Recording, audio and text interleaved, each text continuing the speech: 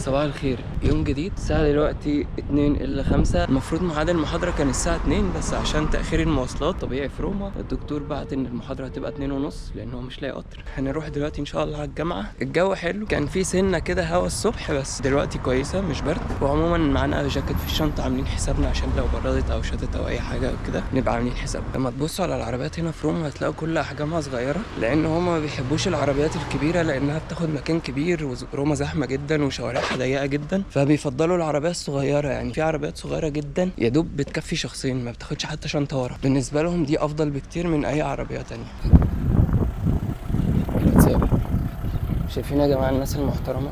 اول ما يلاقيك واقف لازم يقفلك علشان تعدي الاول.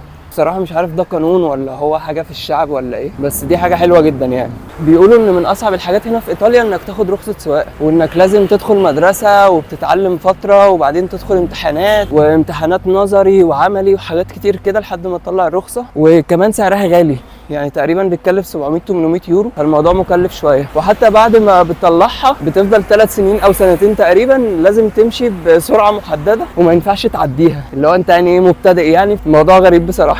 شكل الشوارع في الخريف بيبقى جميل قوي لما الشجر بيقع كده. طبعا في هنا اماكن معينه للمشاة، مش كل الناس بتمشي في اي حته زي ما انت عايز كده، يعني لازم تمشي على الرصيف، او لو ما كانش في رصيف بيبقوا عاملين لك مكان للمشاة. شايفين يا جماعه دي العربيه اللي بقول لكم عليها، بس في اصغر منها كمان، دي سمارت، في اصغر منها بقى.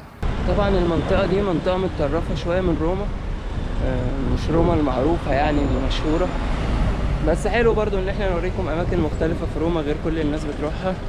كده كده ان شاء الله هنروح الاماكن المشهوره في روما واوريها لكم ونجرب الاكل مع بعض ونجرب كل حاجه.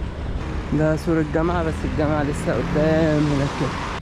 الجو مغيم النهارده وشكلها تشتي جامد، مع ان برنامج الطقس ما قالش ان في شتا النهارده، فربنا يستر. من ضمن الحاجات اللي مش بحبها برضو ان جدول الجامعه عندي متاخر قوي طول الوقت. يعني النهارده بادئ المحاضره الساعه 2:30 واخلص 6، وده بدري. في العادي بخلص 7-8. بصراحه مش عارف ليه، مع ان عندهم طول اليوم عادي، يعني ممكن ناخد فيه محاضرات الصبح ونخلص بدري ونروح بدري، بس للاسف عاملين كل المحاضرات متاخر. في هنا جناين والناس بتيجي تقعد هنا يعني مع بعض وكده.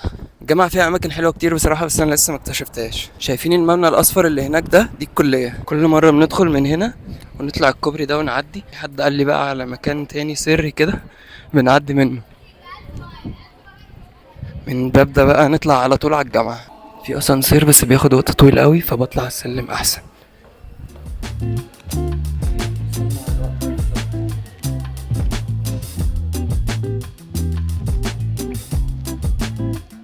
وصلنا يا جماعة، وأول ما وصلنا لقيناهم بيقولوا المحاضرة اتأجلت لبكرة.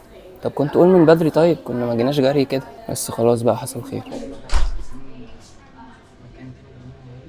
عندنا هنا مكان عاملينه تملى منه مية زي كولدير كده، هنا مية ساقعة وهنا مية عادية. وهنا ممكن قهوة لأن الإيطاليين معرفوش يعيشوا من غير قهوة طبعا، فبتعمل بقى قهوة وكابتشينو وبتعمل كل حاجة، وفي كذا لغة، يعني ممكن تختار اللغة اللي انت عايزها، بس هي مبتتغيرش تقريبا إيطالي بس في حاجات كتير تانية يعني ممكن تشربوها، حتى في لبن بس، وشاي بليمون وكب بس. حلو. وفي هنا مكنة لو عايز بقى شوكولاتة أو مية أو أي حاجة من الحاجات دي. كل ده اوتوماتيك وبيبقى موجود ركن زي ده في كل دور. عندنا ساعتين دلوقتي مش عارف اعمل فيهم ايه بصراحه، فاضيين قوي. في الدور اللي فوق عاملين مكان كده للطلبه بيتغدوا فيه ويستريحوا فيه او يذاكروا فيه زي ما هم عايزين. تعالوا اوريها لكم.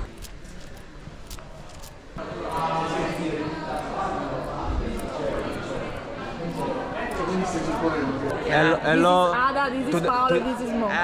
This is Matilde. I'm the video recorder. Today we are in the university with my friends of the course and with Mo.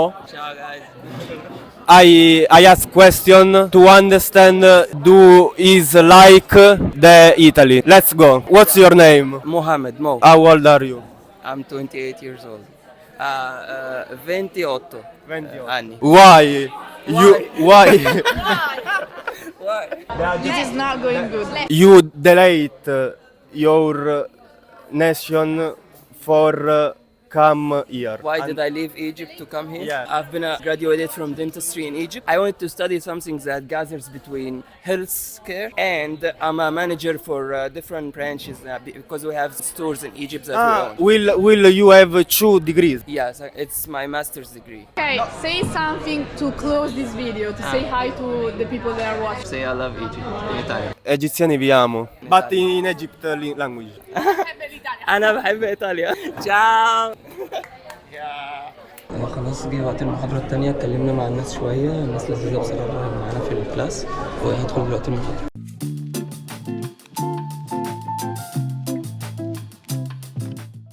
طيب خلصنا المحاضرات ونازل دلوقتي خلاص هروح على البيت.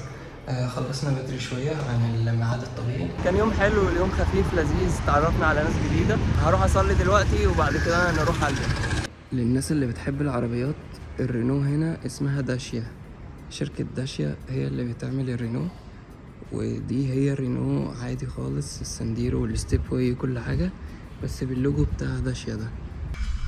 عندي معلقة خشب ب2.5، جيبها ولا ايه؟ طيب جيبها وخلاص عشان ايه الطاسة عندنا اتدمرت. Matilda. 2 euro Ciao. e 50. Grazie. جبنا المعلقة الخشب دي لأن احنا محتاجينها جدا بصراحة. الحلة التيفال عندنا والطاسة التيفال بيبوظوا من المعلقة التانية، فدي بتبقى أحسن لنا يعني. مش عارف هي غالية ولا رخيصة، بس يعني جبناها وخلاص. طيب صلينا العصر واشترينا المعلقة دي، المفروض بقى هروح دلوقتي، هروح بقى نستنى الباص ويا رب يجي. أكتر حاجة شدت انتباهي هنا في إيطاليا إن أغلب العربيات موجودة بس بأسماء مختلفة، يعني شركات مختلفة. الرينو اسمها داتشا، اللانشا برضو عاملة شغل مع شركات تانية مش عارف ليه، بس يعني هو مع ان الرينو مثلا شركة فرنسية وداتشا دي شركة ايطالية تقريبا، هما نفس المصنع او حاجة بينهم كولابوريشن، ففي ايطاليا بتنزل بالاسم الايطالي. راح ماشي علشان الباص ما جاش وهيتاخر، فبالنسبة لي احسن لي كتير قوي ان انا اروح ماشي عن ان انا استناه بصراحة. ونزلوا الشتوي في المحلات خلاص. الاسعار هنا مش غالية قوي، يعني مثلا الجاكيت ده عليه خصم نازل ب49.5 يورو، القميص اغلى من الجاكيت، القميص ب52.5، البنطلون ب57.5، البنطلون ده ب40، سويت شيرت ده ب34.5. الاسعار مش وحشة بس يعني غالية سنة، بس عادي يعني. طبعا في اماكن تانية ارخص من كده بكتير، وبراندات برضو بس ارخص، في اماكن اصلا تانية ارخص بكتير خالص بتبقى زي البالة كده، هنبقى نروحها مع بعض ان شاء الله. فمش هي دي الاسعار بس اللي موجوده، في اسعار ارخص من كده بكتير جدا يعني. كنت بقول لكم الصبح ان رخصه السواقه من اصعب الحاجات، دي مدرسه تعليم سواقه بتقدم فيها وبتاخد الكورس وبعد كده تروح تقدم على الامتحان. بصراحه فكرت ان انا اقدم في المدرسه بتاعه السواقه دي من دلوقتي، بحيث ان انا بعد ما اخلص تكون الرخصه بتاعتي ساريه وشغاله وتمام، بس لسه مش عارف، بفكر فيها يعني، مش عارف اقدم من دلوقتي ولا استنى شويه مثلا السنه الجايه، فلسه هشوف بقى.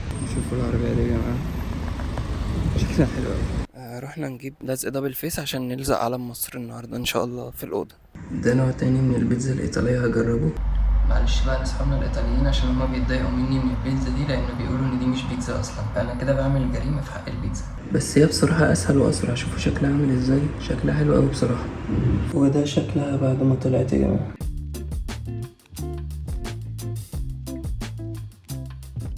في ناس بتسأل يعني ايه بيتزا مربعة. هي يا جماعة كده بتبقى مستطيلة وانت بتاخد سلايس كده، بتبقى بيتزا بايظة سلايس، بتبقى مربعة كده زي ما انتم شايفين كده. ايه رأيكم يا جماعة؟ حاسه ممل شوية، بس يعني هو ده اللي انا عرفت اوصله بصراحة، ده يعني اعلى حاجة عرفت اوصل لها، وبصراحة ما عرفتش اعمله احسن من كده، بس يعني حاولت انا لوحدي، بس مش مشكلة. قولوا لي رايكم في الكومنتس. وبكده نكون وصلنا لنهاية الفلوج، اتمنى يكون عجبكم، اشوفكم في الفيديو الجاي، وسلام.